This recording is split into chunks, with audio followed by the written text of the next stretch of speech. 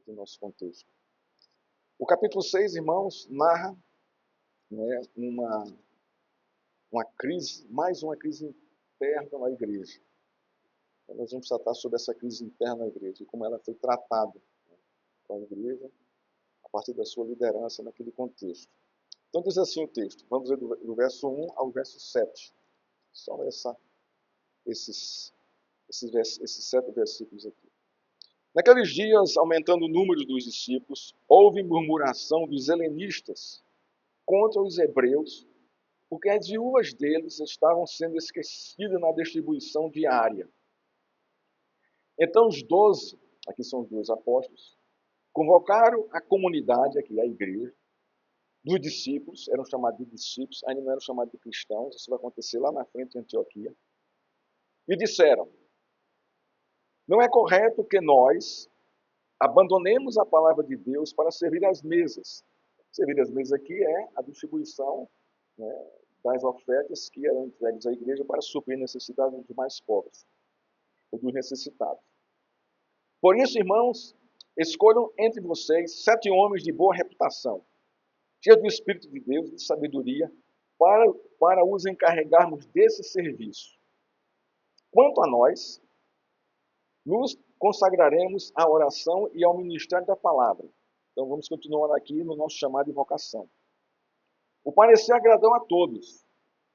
Então elegeram Estevão, homem cheio de fé e do Espírito Santo, Felipe, Prócoro, Nicanor, Timão, Parmenas e Nicolau, prosélito de Antioquia. E apresentaram esses homens aos apóstolos, que orando lhes impuseram as mãos. A palavra de Deus crescia e em Jerusalém o número de discípulos aumentava. Também um grande número de sacerdotes obedecia à fé. Ó Deus, nós pedimos a Tua boa mão sobre nós agora para entendermos esse texto e para aplicar, Senhor, as verdades neles contidas ao nosso coração e nos deleitarmos, Senhor, na Tua graça, no mover do Teu Espírito Santo, Pai. E nos alegrarmos, Senhor, com a expansão da Tua igreja hoje no mundo. Obrigado, Senhor, pela Tua palavra que nos revela a Tua pessoa, a Tua graça, a Tua bondade e a Tua justiça. Que nos consola, que nos exorta. Assim te oramos em nome de Cristo. Amém. O nosso tema hoje é o problema da divisão e a resposta da igreja para esse problema. É o que nós vamos tratar aqui hoje. Aparentemente, a gente não percebe ao ler o texto que é uma divisão aqui da igreja. Mas, na verdade, quando nós começamos a estudar mais minuciosamente, a gente vai ver que a igreja estava dividida nesse contexto. Havia uma divisão clara. Então, esse é o nosso tema de hoje. O problema da divisão e a resposta da igreja, né, para solucionar esse problema. Então, vou trazer aqui uma breve introdução, depois nós vamos entrar aqui em 3 pontos, né, que o texto nos leva para ver como a igreja solucionou esse problema. No capítulo 5 de Atos, Lucas narra a primeira crise interna da igreja da era messiânica. Ananias e Safira tentam quebrar a unidade da fé, mentindo para Deus e para a igreja.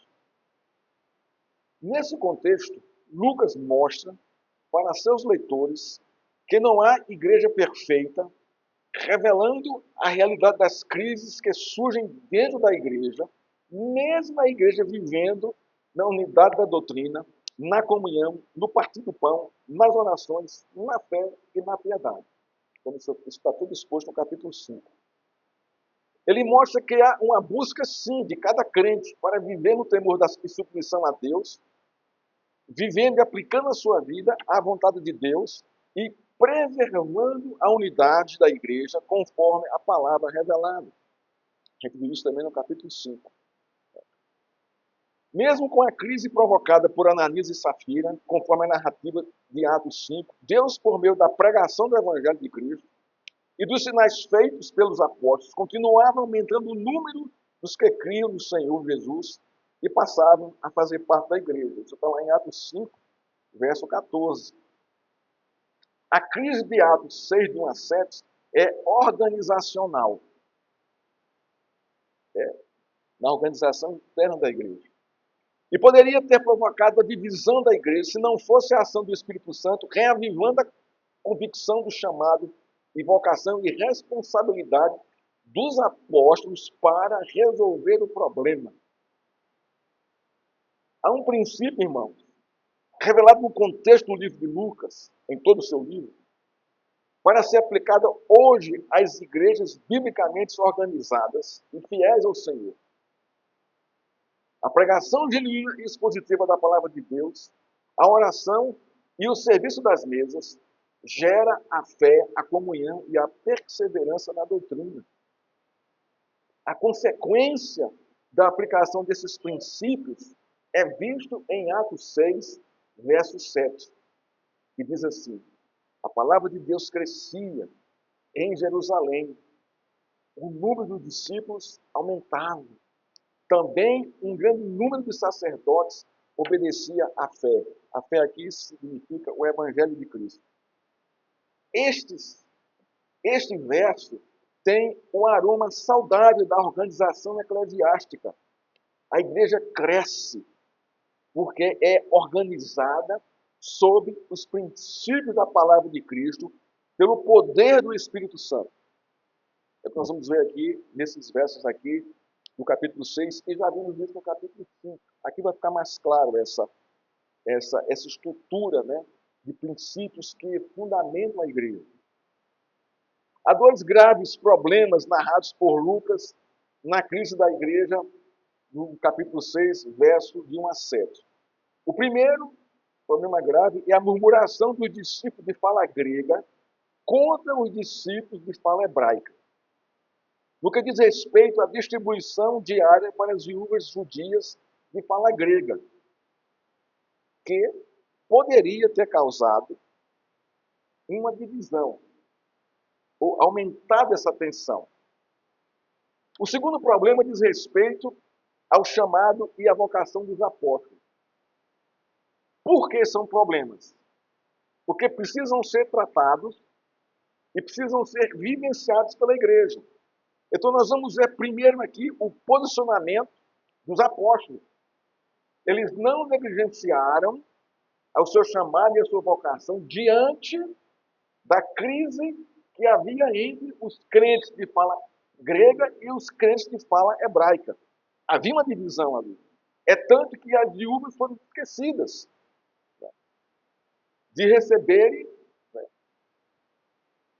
as ofertas para se manterem em Jerusalém. Então os apóstolos se posicionam, não negligenciando o seu chamado e a sua vocação para liderar, dirigir e resolver o problema da igreja. E o outro problema, nós já vimos aqui, que é justamente essa tensão, essa divisão naquele contexto. A partir do capítulo 4 de Atos, começam a surgir os desafios da igreja. Tanto desafios externos, como a perseguição, como desafios internos, como a tentativa da quebra da unidade por Ananias e Safira, e como a tentativa da divisão da igreja pelos discípulos de fala grega e de fala hebraica. Isso é, crentes judeus de fala grega e crentes judeus de fala hebraica. Nós vamos entender o que é isso aqui, irmão, mais na frente. Então, o diabo vinha agindo em várias formas para destruir a edificação e o avanço da igreja do Senhor pelo poder do Espírito Santo. Em todas essas tentativas, Lucas traz o seguinte resumo: a palavra de Deus crescia em Jerusalém. John MacArthur é um comentarista que eu li. Ele diz o seguinte nesse texto de Atos 6, de 1 a 7. A igreja enfrentou sua primeira crise organizacional séria para eliminar potencialmente o problema da divisão na igreja.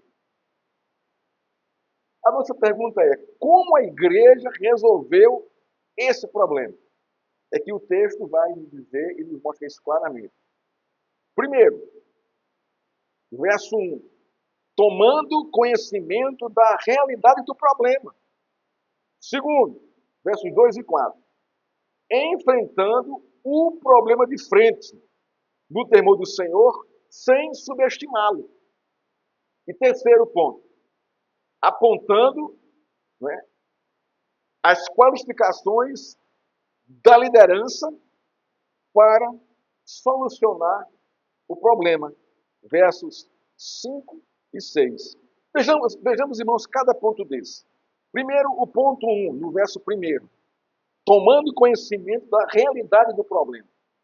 E diz o verso 1, naqueles dias, aumentando o número dos discípulos, então a igreja aumentou, houve murmuração dos helenistas contra, olha a palavra contra aqui, então havia um racha, havia uma divisão contra os hebreus. E qual era o motivo deste racha, dessa divisão? As viúvas dos gregos, ou de fala grega, que eram também judeus, estavam sendo esquecidas na distribuição diária pelos crentes judeus de fala hebraica. Então, havia aqui, irmãos, uma cisão, uma divisão, uma tensão sociocultural. Não era nem teológica, né? Porque ambos criam no Senhor Jesus Cristo, ambos eram crentes, foram salvos por Jesus e participavam da unidade na comunhão, no partir do pão, na submissão à doutrina, tanto um como o outro, mas havia uma questão ali que precisava ser tratada urgentemente, porque poderia aumentar a tensão e a igreja e os apóstolos poderiam perder o controle e realmente rachar a igreja. Então vejamos aqui o primeiro ponto, tomando conhecimento da realidade do problema. Para se ter conhecimento de um conflito dentro da igreja, não é necessário muita coisa. A parte lesada vai, de alguma maneira, expor o problema.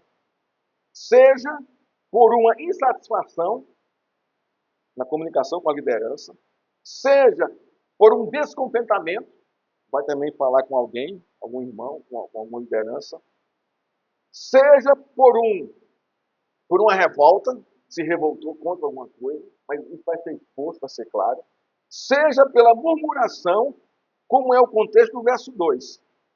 Então, não tem como a igreja não saber, não perceber, não vivenciar uma crise interna.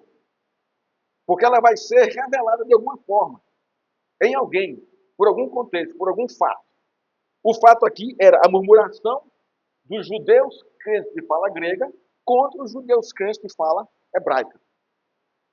O que levou à murmuração dos judeus crentes de fala grega contra os crentes judeus de fala hebraica foi o esquecimento da distribuição das ofertas por parte dos crentes judeus hebreus para suprir as viúvas judias crentes de fala grega. Na verdade, irmão, eram todos judeus. Tanto um como o outro. Mas a questão aqui, irmãos, era justamente por que houve essa nomenclatura de judeus de fala grega e judeus de fala hebraica. A atitude dos crentes hebreus foi o esquecimento. O que está por trás desse esquecimento? A narrativa não revela, mas o fato é mais profundo do que isso. A gente vai começar a estudar e os comentaristas que eu li trazem isso, todos eles confirmam isso de uma forma muito clara. Vamos lá.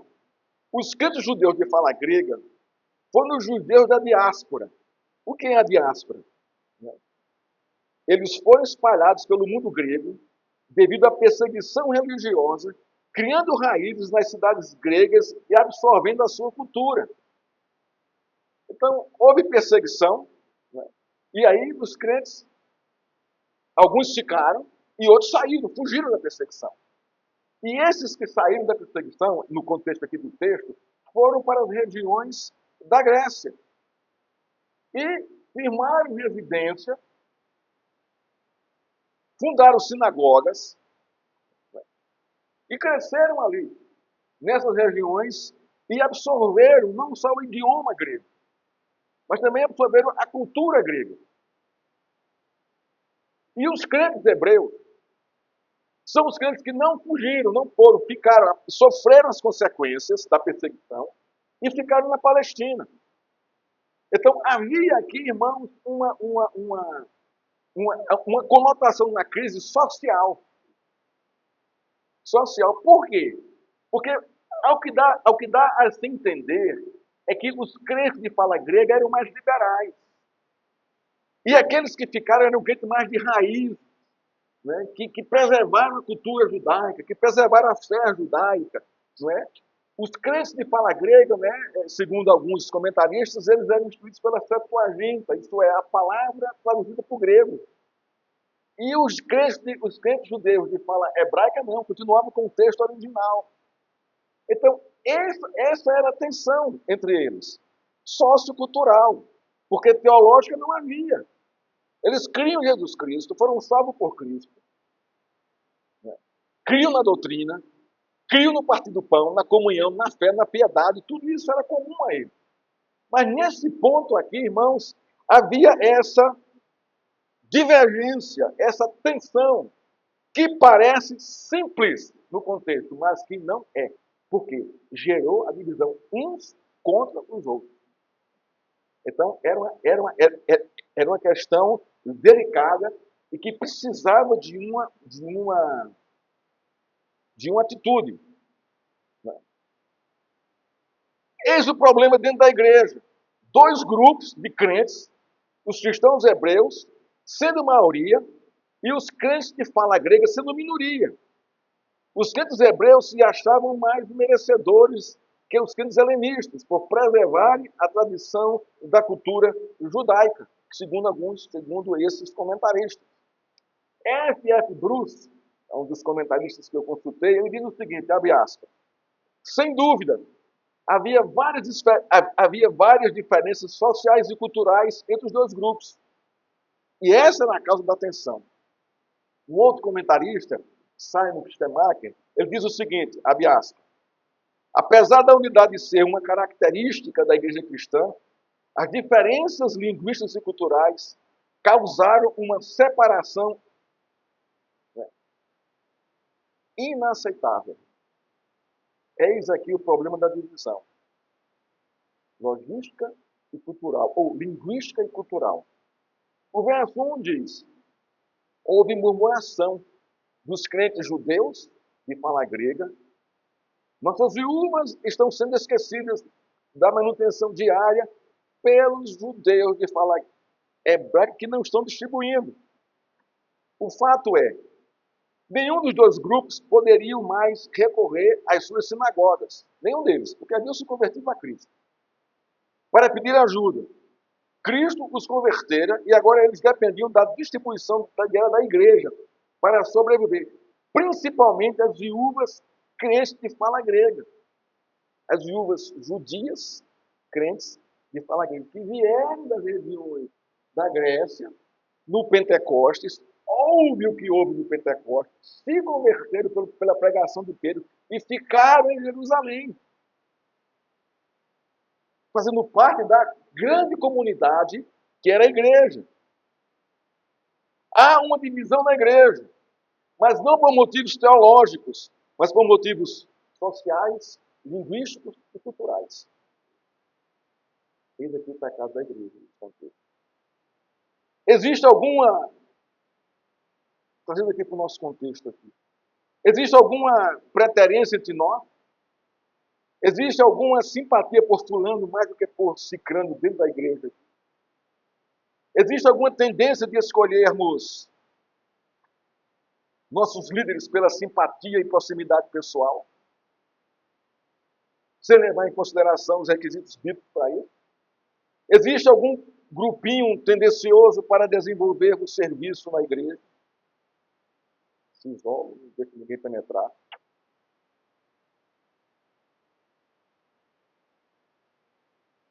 A divisão das ofertas são de fato para quem precisa ou para quem tem simpatia. Isto são as mesmas características da igreja, do problema da igreja que nós vemos aqui em Atos 6. Isso divide a igreja. Isso nos divide. Se não dividir, nos dividir. O fato é, o problema existe, é claro. E os apóstolos tomam conhecimento disso aí. Segundo ponto. verso 2 a 4. Enfrentando o problema de frente, do temor do Senhor, sem subestimá-lo. Isso aqui é muito interessante, irmão. Olha os versos 2 a 4 aqui que diz o texto. Então, olha só, é uma coisa que de imediata, aqui não esperou, vamos orar para ver o que a gente vai fazer, ou vamos esperar mais fato para poder realmente a gente perceber que é uma divisão? Não. Então, os 12, são os 12 apóstolos, convocaram a comunidade dos discípulos e disseram, isso foi de imediato. O problema existe. Então vamos resolver agora. Não é correto que nós, aí, isso aqui é muito interessante. Não é correto que nós abandonemos a palavra de Deus para servir as mesas. Olha, a nossa carga é uma, o nosso chamado e a nossa vocação é uma, é muito grande. E a gente não pode se envolver com isso. Porque a gente vai ter que parar de fazer o que nós somos chamados para fazer. Pregar, ensinar, discipular.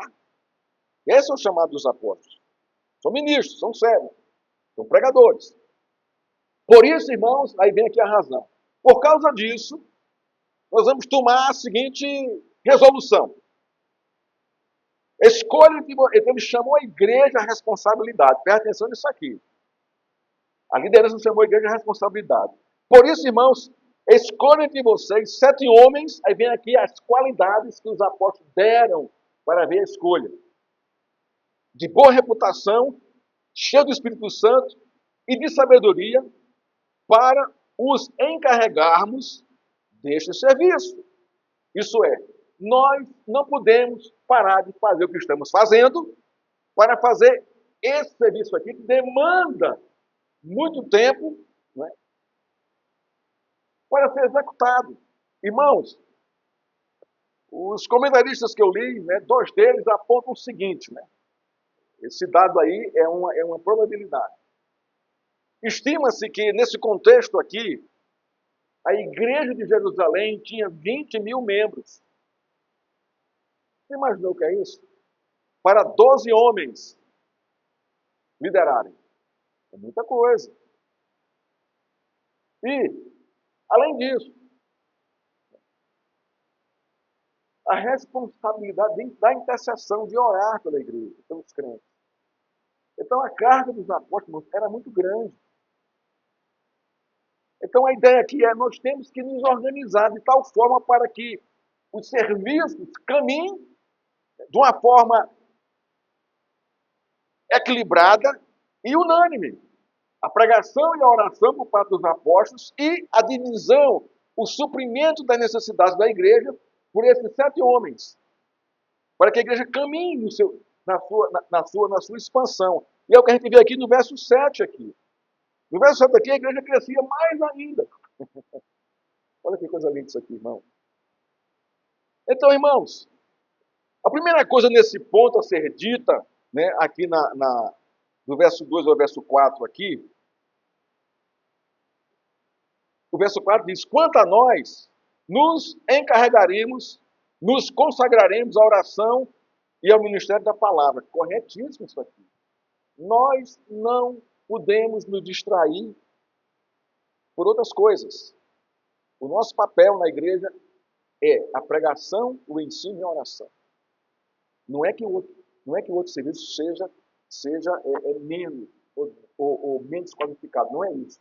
Mas são papéis que cada um deve exercer na igreja. Então, a primeira coisa que nesse ponto deve ser dita, esse aqui quem fala é um dos comentaristas, é os apóstolos não são culpados por tal divisão. Eles não têm culpa nisso. Não é culpa da liderança aqui. Eles souberam aqui no contexto e já foram atrás para corrigir isso aqui. Agora, observe a urgência dos apóstolos para resolver o problema de frente. Quando souberam do fato, eles convocaram a igreja de imediato. Eles não subestimaram o problema, não varreram para debaixo do tapete, não ficaram adiando a resolução, não colocaram a pedra em cima ou se fizeram de surdos. Ou vamos deixar que Deus resolve isso aqui. Eles não fizeram isso, porque a liderança tem esse papel de resolver esse tipo de problema na igreja. E foi o que eles fizeram. Eles, de imediato, convocaram a igreja. Eles enfrentaram o problema de frente e com urgência. Eles sabiam que as consequências poderiam ser catastróficas para a recém-formada igreja do Senhor. Eles sabiam disso. Ainda mais o poder do Espírito Santo agindo na vida deles. Eles agiram imediatamente. Primeiro, eles não permitiram que o problema os distraísse do chamado da vocação feita por Cristo para cada um deles. Eles eram chamados para pregar a palavra e a oração. Eles não se desviaram disso, continuaram firmes. Segundo, eles não se intimidaram diante da maioria dos crentes hebreus na igreja. Não tiveram medo disso. Terceiro, eles se posicionaram diante do problema, reconhecendo a divisão sem perder o foco do seu papel na condução da pregação da palavra, da oração e da instrução para se corrigir o problema. Quarto, eles, juntamente com a igreja, dizem o que a igreja deve fazer. Olha que coisa interessante. Eles dividiram a carga aqui, mas sob a orientação deles. Por isso, irmãos, no verso 3, escolham entre vocês 7 homens. A condição de conclusão, por isso, no verso 3, usada pelos apóstolos, concluía que eles não poderiam deixar de pregar e orar para servir a mesas. A igreja teria que escolher, que assumir esse papel, escolher 7 homens para que as mesas fossem servidas. Servir a mesa seria necessitados dos necessitados, aqui no contexto. Essa escolha foi feita pela igreja. Agora, presta atenção aqui, irmãos. Todos os comentaristas que eu li, eles são unânimes nisso aqui. Nada tem a ver com o ofício da diaconia eclesiástica. Não eram diáconos. Né? A diaconia como oficialato surge sob a instrução do apóstolo Paulo em 1 Timóteo 3, 8 a 13. No contexto aqui, foi levantado para suprir uma necessidade de momento, um serviço de momento. A palavra serviço no grego é diaconia. Então, por isso que às vezes a gente confunde. Eu mesmo confundi esse texto achando que esse texto aqui era o fundamento da formação dos diáconos. Não é. Não é. Porque aqui é um serviço de contexto para suprir essa necessidade. Depois, quando a igreja se organizou, aí sim foi criado os presbíteros e os diáconos, lá na frente. Há um fato interessante agora, irmãos, na escolha desses 7 homens, feita pela igreja em Jerusalém, que passa desapercebido por nós e que justifica que eles foram escolhidos para suprir um serviço de momento naquele contexto. A gente não percebe isso aqui, mas o texto é claro quando a gente pega os originais. Todos os 7 homens escolhidos pela igreja eram judeus crentes de fala grega. Todos os 7. Nenhum deles era crente judeu de fala hebraica. Olha que coisa tremenda, irmãos. Havia um racha. A igreja se reúne para escolher segundo o perfil das características dadas pelos apóstolos. E quando a igreja escolhe, e a grande maioria dessa igreja era de crentes de fala hebraica, eles escolhem 7 homens de fala grega. 7 homens que traziam as características, né, da região da Grécia. 7 homens que vivenciaram, que vieram da diáspora para Jerusalém. Todos os 7 homens escolhidos pela igreja eram judeus crentes de fala grega. Nenhum deles era crente judeu de fala hebraica. Por isso que não é diaconia. A diaconia teria misturado, né, essas tradições aqui. Essa realidade revela de modo gracioso a unidade da igreja e a resolução do problema da divisão entre eles. Toda a congregação, formada pela maioria de crentes de fala hebraica e pela minoria de judeus crentes de fala grega, escolheram 7 crentes judeus de fala grega para servir as mesas dos necessitados. Então, acabou a divisão. Porque os próprios crentes de fala hebraica, os crentes palestinos judeus, escolheram crentes vindo da diáspora grega.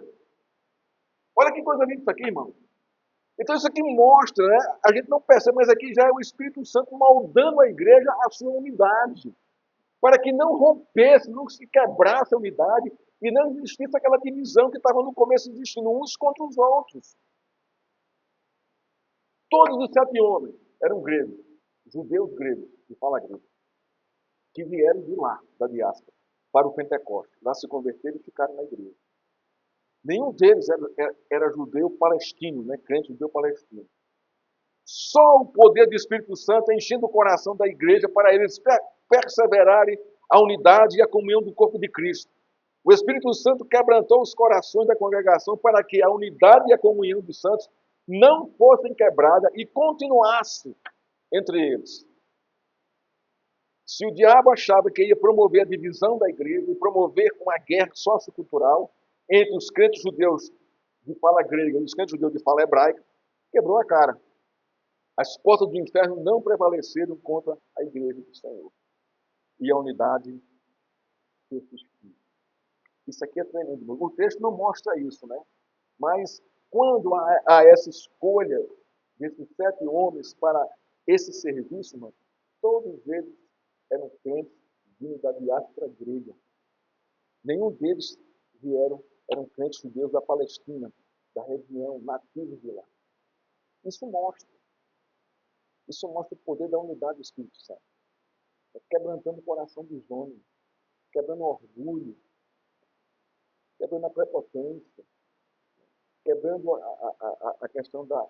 Não, a nossa teologia é mais fundamentada porque nós estamos com os originais. Vocês estão com a tradução da Bíblia no grego, tá? Não tem nada disso. Não tem nada disso.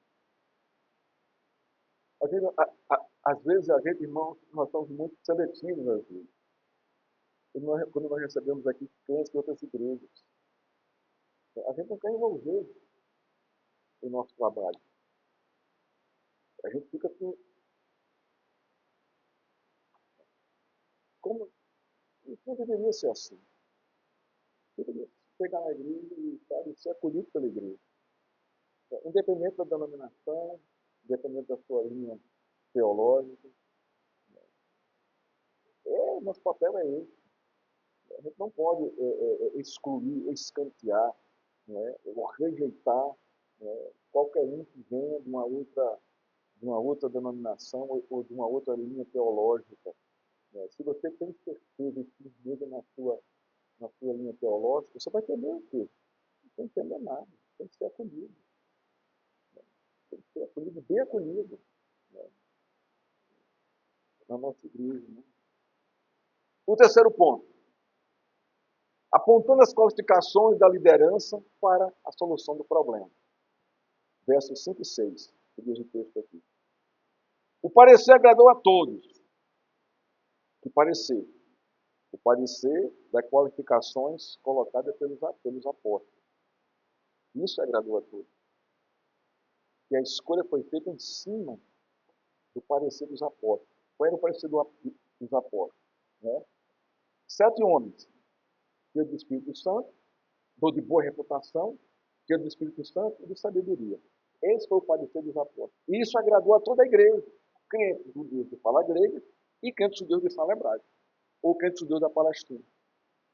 Agradou a todo mundo. Esse parecer agradou a todo mundo. Então houve concordância. Né? Por que houve concordância aí, irmão? Por causa da ação do Espírito Santo no coração de todos. Não é porque a fala é grega. Não é porque a fala é hebraica que vai fazer diferença. Não, irmão. A coisa é lá dentro. A coisa é vida pessoal. É vida de comunhão com Deus.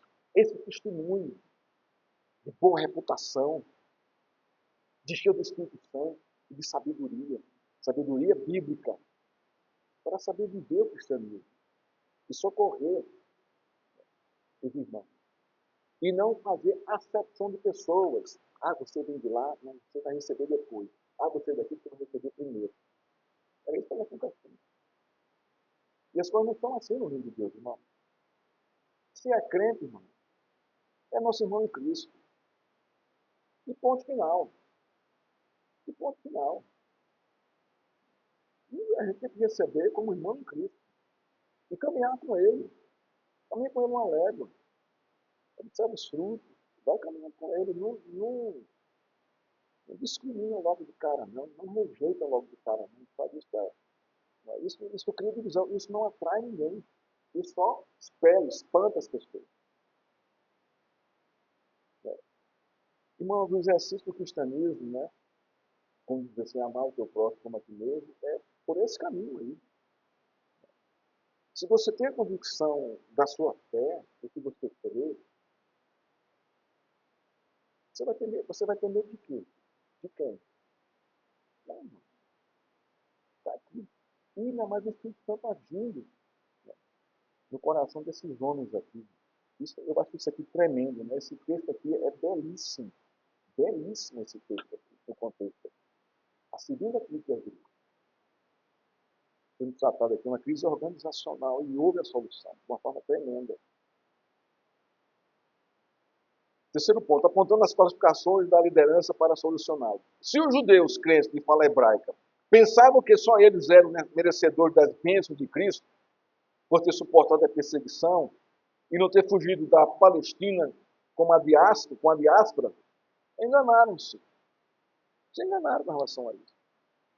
Os requisitos colocados pelos apóstolos revelavam que a bênção de Deus estava sobre a igreja, independentemente da cor, do idioma, da classe social, da cultura ou da tradição religiosa. É isso que acontece conosco, irmão. Deus derrama a sua bênção sobre a igreja, ele manifesta, né, a sua graça sobre a igreja, independentemente de quem seja, de quem quer que seja aqui. A realidade dos requisitos exigidos pelos apóstolos era tão visível na vida desses 7 homens que a igreja não demorou em apontá-los para o serviço. Olha que coisa linda isso aqui. A igreja é unida. Não são aqueles, né, fulano, e a igreja concordou com tudo. Não, são eles mesmos. São esses homens. Ele fala aqui quem são esses homens. Né? Estevão, Filipe, Prócoro, Nicanor, Timão, Parmenas e Nicolau. Todos crentes judeus, vindos da diáspora grega. Traziam em si a fala grega e a cultura grega já impregnada neles. A cultura grega no bom sentido, né, irmão? Não é essa cultura grega filosófica, não, mas são os costumes lá, né, da cultura grega, né, os costumes saudáveis da cultura grega. O verso 5 reforça a unidade e a comunhão da igreja. Na escolha desses 7 homens, o texto diz: o parecer agradou a todos. Então, eles elegeram esses homens. Agora, veja que coisa interessante, irmão. Era tão visível, né, que esses homens eram de boa reputação, cheios do Espírito Santo e sábios, que a igreja não teve problema em apontar esses 7 homens. Agora, observe que essa escolha ela é sob o poder do Espírito Santo no coração de cada um, convencendo e mostrando isso aí. Não é porque é bonito, é simpático, é carismático. Isso não é conceito para você eleger os oficiais da igreja. Nunca foi. Não faça isso. Mas observa as qualidades, não é, bíblicas, né, nele. E isso agradou a igreja. E logo a igreja já percebeu quem eram esses nomes. E é interessante aqui, irmãos, é intrigante aqui que o texto, todos eram, né, vindo da diáspora grega. Agora preste atenção nos requisitos para a escolha desses homens. Boa reputação, cheia do Espírito Santo de sabedoria. O parecer que agradou a todos foi o parecer dos requisitos requeridos pelos apóstolos. Olha só que o papel da liderança aqui, orientando. Essas características convenceram toda a igreja. Mas, uma vez, esse fato aponta para a ação do Espírito Santo, trazendo à igreja a unidade e a comunhão de propósito. Esse texto, na verdade, aponta para 2 qualificações da igreja, ou para 2 realidades, né, de qualificação da igreja. A primeira é a qualificação teológica, a aqui dos pastores, dos apóstolos. A consagração, a oração e a pregação da palavra de Deus. Aqui os apóstolos eram consagrados para isso. E a igreja reconheceu isso. Eles falaram e a igreja reconheceu. Neste sentido, o tempo dos pastores é integral e intensa, labutando nos estudos para capacitar a igreja no conhecimento saudável de Cristo e na oração, intercedendo pelo rebanho para o desafio da fé neste mundo em trevas. Esses pastores, ou esses apóstolos no contexto, devem ter boa reputação, devem ser cheios do Espírito Santo e de sabedoria para pastorear a igreja do Senhor. O testemunho aqui dos apóstolos foi repassado, a gente pode dizer assim, boa reputação, cheio do Espírito Santo e sábio. Essas mesmas características são também características inerentes aos apóstolos no contexto do texto. Eles não pediram nada diferente deles. Antes, pelo contrário. Pediram aquilo que eles tinham. A segunda aqui, irmãos, é a qualificação para servir às mesas.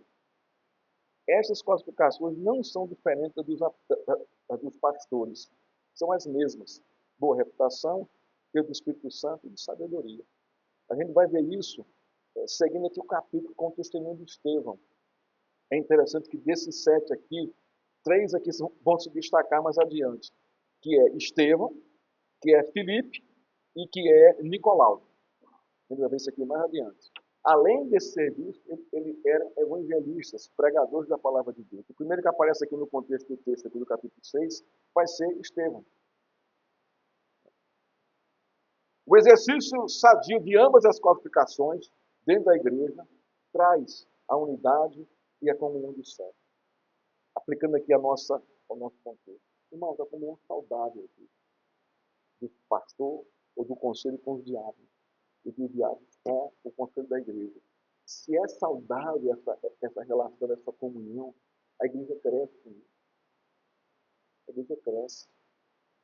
Porque há uma unidade aqui, o mesmo pensar, o mesmo agir. Né? E a gente não se perde nisso. O verso 6 é impactante. Os apóstolos confirmam as escolhas e, em unidade e comunhão com a igreja, impõem as mãos sobre eles. Os 7 crentes judeus de fala grega são comissionados para a tarefa de servir as mesas. Olha só, coisa linda aqui, verso 6 aqui. Apresentaram esses homens, a igreja apresentou esses homens aos apóstolos. E orando, os apóstolos, eles impuseram as mãos e lhes comissionaram para o serviço. Olha quanta unidade aqui, irmão, da igreja e dos apóstolos, por esses homens. Mais uma vez, vemos neste fato, do verso 6 aqui, o Espírito Santo promovendo a unidade e a comunhão da igreja do Senhor para a glória de Deus. Todo indício de divisão que apareceu no verso 1 é esmagado pela unidade da fé promovida pelo poder do Espírito Santo de Deus sobre a igreja. Acabou a divisão. Ninguém falou mais dessa divisão. Acabou a divisão. Você não vê mais isso, hora nenhuma de desviar, você nem vai ver. A igreja aprendeu a lição. Conclusão e aplicação para encerrar o nosso sermão. O verso 7 narra a bela conclusão de Atos 6, de 1 a 6. Olha o que diz o verso 7. A palavra de Deus crescia e em Jerusalém o número de discípulos aumentava. Também um grande número de sacerdotes obedecia à fé. Veja que pela primeira vez aqui aparece essa realidade aqui. Um grande grupo de sacerdotes obedecia à fé. Irmãos, isso é tremendo. Pelo testemunho da igreja, pela pregação dos apóstolos, e pelas orações da igreja. Um grande número de sacerdotes obedecia à fé, obedecia a Cristo, a sua doutrina, a sua palavra, e se juntava à igreja. Isso é fantástico, isso é tremendo. Este verso é mais um resumo de Lucas sobre o avanço e o crescimento da igreja, apesar da perseguição, apesar do sofrimento, apesar do pecado e da divisão da igreja, da provável divisão da igreja. A igreja continua crescendo e se expandindo em todas as esferas da sociedade em Jerusalém. Ela cresce no contexto de unidade, comunhão, fé e doutrina, piedade e amor, e da corajosa proclamação do Evangelho de Cristo por meio do poder do Espírito Santo, naquele contexto. A Bíblia NAA, essa que eu estou usando aqui, ela comenta: a palavra de Deus crescia apesar da generalizada oposição. Qual é a oposição que nós temos aqui já, irmão? Do Sinédrio e dos saduceus. Quem forma o Sinédrio? Os fariseus e os sacerdotes. E aqui a gente vê aqui que grande parte dele, grande parte se convertiam a Cristo. Isso gerava mais oposição ainda ao cristianismo naquela época. Nada na história da humanidade foi capaz de barrar, destruir e sepultar a igreja do Senhor Jesus. A narrativa de Atos revela a seus leitores que a igreja do Senhor Jesus é inabalável. Ela vem passando por todos os contextos e eras da história da humanidade, persistindo e perseverando na pregação do Evangelho de Cristo. Nada foi capaz de destruí-la, e nem será. As portas do inferno não prevaleceram e nem prevalecerão contra ela. Ela vai cumprir o propósito de Cristo, revelando sua salvação, sua justificação, sua redenção, o seu juízo no último dia da história humana. A igreja do Senhor revela a sua soberania, seu poder, esperança e vitória. Lucas, em mais um resumo, relata a seus leitores as consequências da submissão da igreja, perseverando e preservando a doutrina dos apóstolos, a comunhão, o partir do pão e as orações. Aqui estão os 4 pilares da igreja: a pregação da doutrina, a comunhão com os irmãos, o partir do pão e as orações. Esse é o fundamento da igreja. A igreja que não vive sobre esses fundamentos estabelecidos por Cristo, ela não é igreja. Ela passa a ser sinagoga de Satanás, mas não igreja. Lucas narra assim, no verso 7. A palavra de Deus crescia em Jerusalém. O número dos discípulos aumentava. A igreja aumentava mais ainda. Também um grande número de sacerdotes obedecia à fé, obedecia o Evangelho. Irmãos, é o nosso papel. Aqui está o nosso papel como igreja.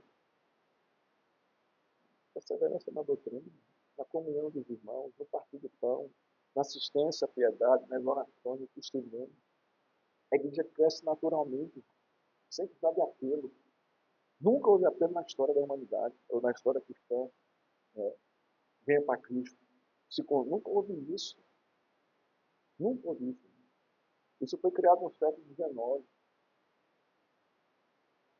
E banalizou o Evangelho. Essa questão do apelo. Não precisa fazer isso. Porque não é um apelo que vai convencer você. Mas é o Espírito Santo que convence ele vendo o testemunho da igreja. Uma doutrina saudável, uma pregação saudável, uma comunhão saudável, um partir do pão saudável, dentro do limite de cada um, que ninguém aqui é perfeito, mas há uma ração, há uma forma saudável de se viver o cristianismo, mesmo com as nossas limitações. Isso é que é bonito na igreja. E a unidade da igreja, na piedade, na fé. É isso que atrai as pessoas, isso que impacta o nosso meio. E Deus converte as pessoas. Veja aqui, quem aumentava o número? Já passou para pensar sobre isso? Quem aumentava o número? Era o apelo de Pedro? Não. A gente vê aqui, Pedro pregou aqui? Não, mas Deus aumentava. Por quê? O testemunho da igreja. Por meio de quem? Do Espírito Santo, convencendo as pessoas. Isso é fantástico. Isso é tremendo. Isso aviva a fé da igreja. A minha, a sua fé. Bendito seja o dia. Pegar um grupo de pessoas aqui, nós viemos para Cristo. Por quê? Não, porque a gente está vendo o testemunho de vocês. E é diferente de tudo.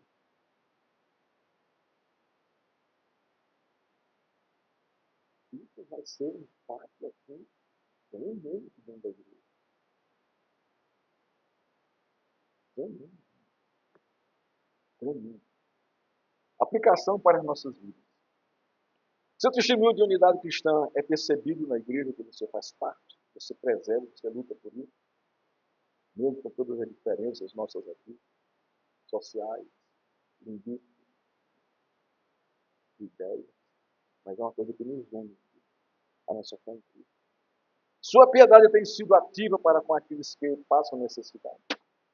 Você tem fechado a mão e você tem responsavelmente aberto sua mão para socorrer os irmãos aqui da igreja e aqueles que procuram. Você tem aberto seu coração livremente e voluntariamente para ofertar ao Senhor e dizimar. Unidade da igreja, da comunhão, faz parte. Você tem se esforçado para preservar a unidade da fé, do amor, da comunhão entre os irmãos. Isso aqui para mim é o mais difícil, essa relação de respeito mútuo pelas limitações de cada um, respeitando a fé do outro, o amor do outro, a comunhão, e tudo mais. Isso aqui faz parte da igreja, é um desafio para mim e para você. Você tem se alegrado por sofrer afronta por amor a Cristo?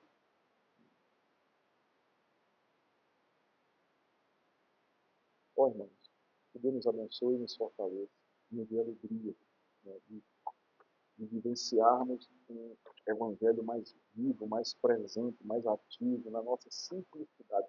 O evangelho é simples, pelo amor de Deus, não é nada complicado, não é nada teológico demais. Tem teologia? Tem, porque fala sobre Deus, mas é simples. João fala sobre isso, os mandamentos não são penosos, são graciosos para mim e para a sua vida. A vida cristã é uma vida simples, irmão. Muito simples. Muito simples. Depender de Deus em todos os aspectos. Não é? E amar os irmãos. Simplicidade nisso. Simplicidade nisso. Em testemunhar, em pregar, em ajudar. Não preciso de profundidade teológica para testemunhar a Cristo. Não precisa disso.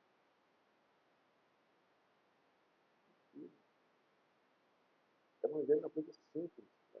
Deus nos libertou da carga desse mundo, né? Peso do pecado, esse mundo nos levou, nos deu a liberdade em servir para testemunharmos o seu nome. Isso me encanta no cristianismo, porque é simples de você, né, ter uma vida alegre, independentemente das situações, porque essas situações são colocadas por Deus para nos moldar a Ele, nos fazendo depender mais dele. Ele se agrada disso. Que Deus nos abençoe, nos fortaleça e vamos agora compartilhar aqui, né, um dos pilares da igreja, né, a mesa do Senhor.